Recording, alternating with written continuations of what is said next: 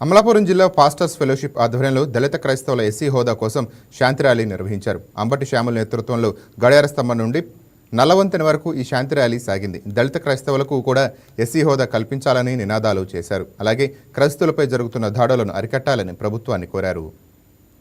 Samuel రాజు, నేను కాటేనుకొండ మండల pastors fellowship అధ్యక్షుడను.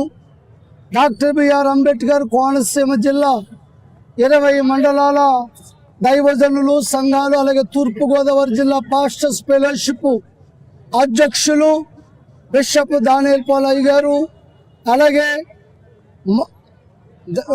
దళిత క్రైస్తవ హక్కుల సమాజం, అలాగే క్రైస్తవ హక్కుల పరిరక్షణ ఫోర్సు, ఈ రీతిగా స్వచ్ఛంద సంస్థలతో సహవాసములతో ఈరోజు భారీ ఎత్తులో ఈ శాంతి ర్యాలీని ఏర్పాటు చేయడానికి దేవుడు కృప చూపాడు.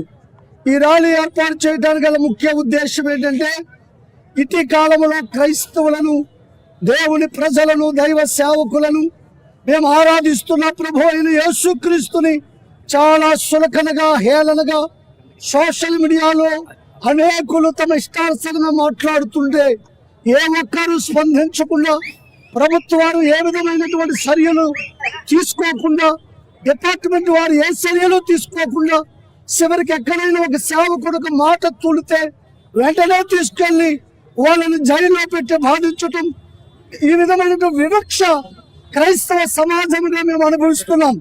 ఇటీవల కాలంలో కొంతమంది పచ్చనివాదులు, అలాగనే నాయకులు, ఇప్పుడు ప్రభుత్వాన్ని ఏలుబడి చేస్తున్న కొంతమంది ప్రజా ప్రతినిధులు కూడా మమ్మల్ని చాలా సులకనగా మాట్లాడుతున్నారు, హేళనగా మాట్లాడుతూ ఉన్నారు, మమ్మల్ని చాలా కించపరుస్తూ ఉన్నారు.